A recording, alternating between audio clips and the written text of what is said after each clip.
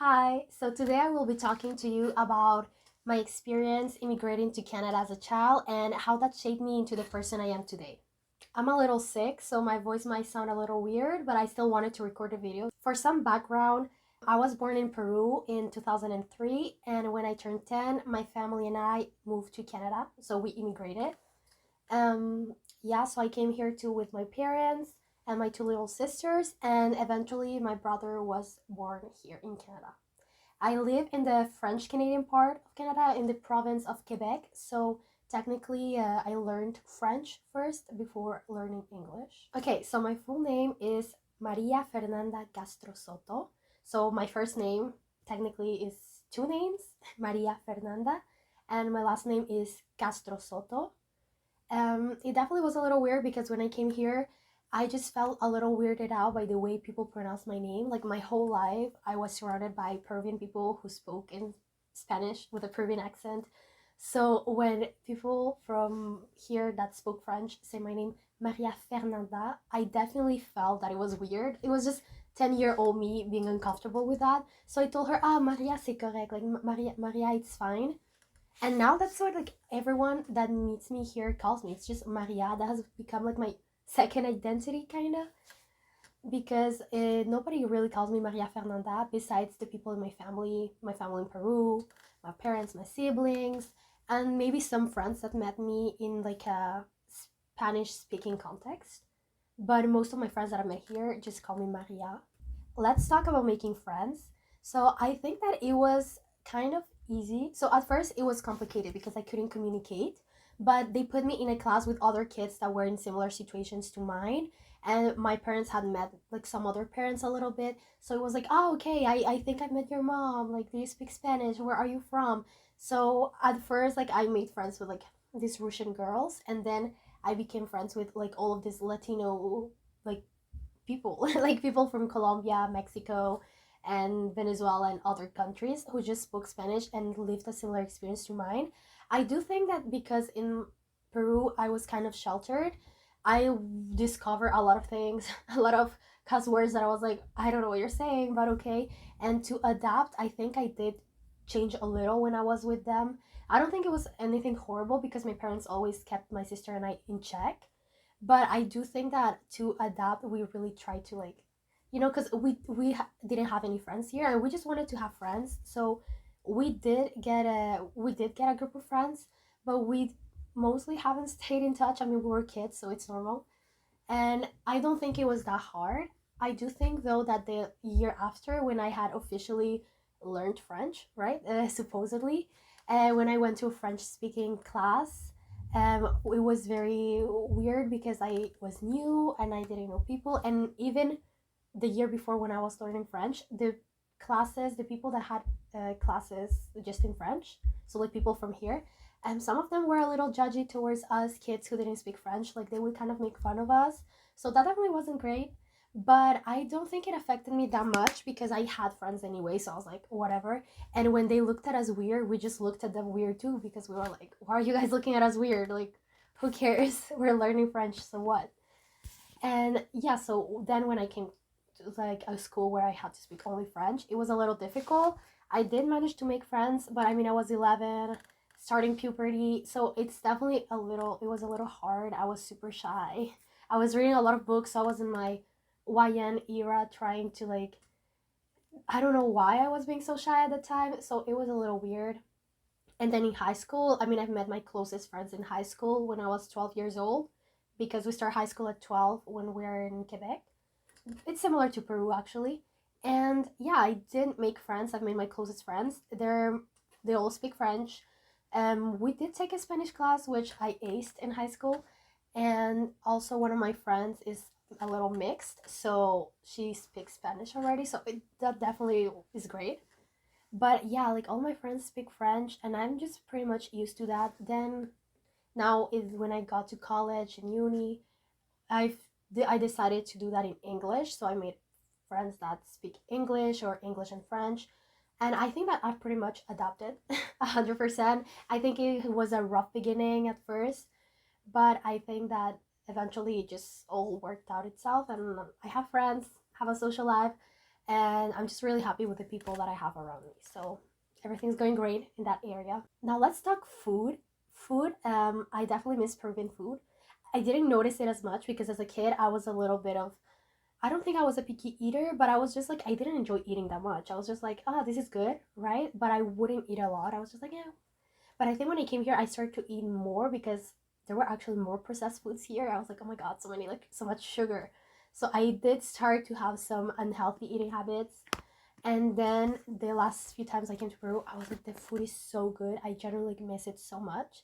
So it's different. I don't think people really judge me here because of the food I was eating, just because by the time I came here, like I was already like 10, 11. So if people were judging me, it was either because of my accent or things like that. And then when I was in high school, like I would just eat with the friends I made, so like they're not gonna judge me. So I didn't really have a problem with people judging my food. It was just different. And I did notice that since a lot of people eat sandwiches for lunch, for me a sandwich was like a little snack. So I was like, wait, a sandwich is lunch? So I don't know why I was obsessed with sandwiches and salads for lunch for a little while. And my parents were worried. They were like, oh my gosh, she's not eating. I was eating. Like a sandwich is a good food, but it's just for us in our culture, it's like if it doesn't have rice, like you're not eating. So it was a weird adaptation, but now we're kind of used to the food here, and it's not bad. It's just, it's, I think it's a little bland, but it's not bad. Like I'm used to the food here, and there's a lot of variety because what I like about where we live is that in Montreal, like there are a lot of people from all over the world, a lot of cultures, a lot of bilingual people, trilingual people. So that's really nice, and I've gotten to eat food from like different places in around the world here. So that's, I really like that. So languages, I already talked about it a little, but basically my first language is Spanish. I write it, I talk it, I understand it. I do think my written Spanish is pretty good because at school I was really good as a kid, and my school was a good school, at least at the time. I think it's still a good school. It was a really good school. So I definitely have a good level of Spanish. I think just talking it, I don't have as much of a Peruvian accent as I used to do. I think the Peruvian accent is pretty, especially from the city where I was from, like it's pretty neutral. Like it's not a strong accent. But when I go there, I do think that at the beginning it takes me so a little bit of time to like kind of like get it back. But then after a little while, I'm like, okay, I'm speaking again like everyone else, and it's okay. So that's my first language. My second language is French, which I mean, I don't speak French from France. It's French from Quebec, so it's a different accent for sure. But I really like it. I'm really happy that I talk it, and that's the language I speak with my closest friends since I met them in high school. So I definitely have not lost that language, even though I mostly talk English now since because of my studies. And yeah, that's my third language actually, English. So I learned that, I want to say, mostly by myself. I mean, I did get the basics in Peru because they taught us a lot of advanced things. Not advanced, but I think compared to here, like when we're learning English in Quebec, like as a second language, for me, I was like, this is so easy. Like I already know this. And then my accent just improved because I was watching a lot of YouTube videos and a lot of Netflix. So I think my English accent, like you can tell it's not my first language, but it's not horrible. I do think that the more nervous I get, my accent in all my languages kind of like worsens. But if I'm calm, I think I can speak well, like all the languages. It's just sometimes as a trilingual, it's hard to find some words, and that's annoying. But I feel that that's something that a lot of people that speak more than one language relate to. Okay, so immigrating here at such a young age, but also not young enough to like forget about where you come from, it's definitely a weird thing. Like it's obviously, I know I have a home. I have a parent. Like my home is where the home is where your heart is, you know, and my heart is with my family. So of course I have a home, but it definitely feels a little weird because for a long time, even like when I was in high school, since it had been like 2 4 years since I had immigrated, right? For me, it was like I'm Peruvian, like 100%. And then I became a Canadian citizen when I was 15, and I was really happy about that because that allowed me to go to like a trip and everything. I was really happy about those things. But it definitely feels weird because it's like, oh my God, am I Peruvian? Am I Canadian? And it's like, I know I'm both and I embrace it and I'm happy about it. But it's just very different because I'm very different from like a Peruvian person that's my age right now. Like we just have a lot of different experiences. And the same thing from Canadian people here, like they have different experiences. Like I have maybe like unfair advantages against people in Peru or people here, and the reverse is also true. Like I have the advantage that contrary to like maybe a Peruvian person of my age, like I get a lot of like free healthcare, for example, right? And like a lot of good education that's affordable, which I'm really happy about. But and then like if I compare myself to my peers here, then I'm like, okay, yeah, but since I got here later, like it took us some time to like save up money to get a house and like things like that, and we had to learn a new language. But I don't like to keep that victim mindset. I really am just grateful about the things that I have, and it just feels very weird, I think, because I, especially as a teenager, I struggle a lot with that identity. I think I'm coming to terms to like just being both, and like I'm probably going to spend most of my life in this country, right, Canada. So it's like, yes, I'm Canadian, but I guess with a little bit of spice, and I'm Peruvian with a little bit of other spice. I don't even know how to say that. Yeah, but I'm happy about it, and I'm really proud of like being Peruvian and being Canadian from Quebec. Like I'm really happy about that. I just don't have like this feeling of being like I'm just this and I'm just that. I think that the fact that I kind of have those two identities in me just makes me have like an open mind to a lot of things and have a lot of perspective, because I've lived in two different countries that are really different, and that just has broadened like my perspective and my worldviews. So I'm really happy about that experience actually. So that's the feeling of not feeling at home, I guess, for a little while. I had that, and how I identify culturally, like I just said, kind of both. And I'm just happy about that. And now I just want to talk a little bit about the pros and cons, I guess, of like the experience I've had, like the positive things again, and like some negatives, I guess, that happen. The positive things, I have so many more opportunities in this country that I would have ever had, and like I'm so grateful for my parents, to my parents for making that choice, because it definitely wasn't easy. Like in their case, they were professionals in their country, and they moved to a whole different country to build a better future for us, and they had to start from zero, learn a new language, validate all their like professional diplomas, and get a job, and that took some time, and I'm so happy they never gave up, and I respect them so much because of that. So that's definitely a big thing again, and it's just a lot of the things that like there are always things I can improve like everywhere in the world, but I'm just in general I'm very happy because we have a good education, we have a good healthcare. Is it perfect? No. Are there things to improve? Yes, definitely, but I'm still happy about it because we do get things that I know back in Peru I wouldn't have gotten. So it's just things that are definitely pros in our lives. And I just, another big pro is that I'm very open to the idea of just living anywhere around the world, and I know that I'll be okay. And that's a very big possibility for me. Like I've always, since we moved here, I was like, oh my god, I could live like in England for a little while, and that'd be nice, and live in Italy for a little while and get a job and whatever.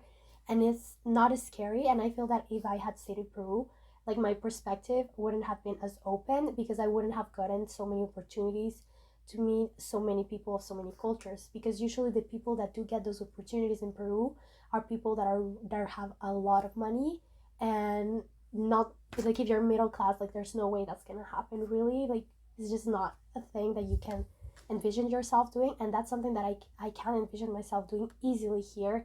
Like I don't need to be like filthy rich to like imagine and dreaming of those things, and that's something that I'm really happy about.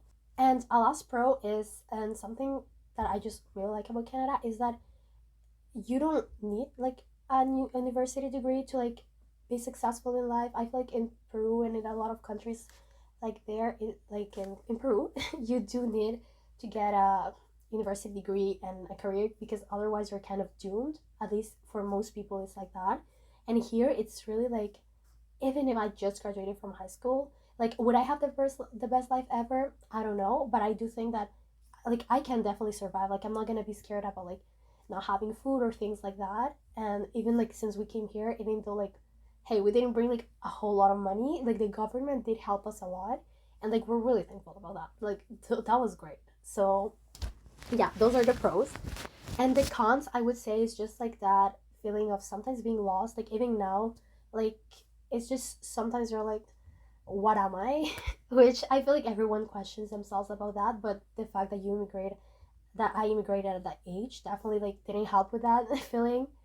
And another con maybe would be just the fact that I'm far from my cousins, my family.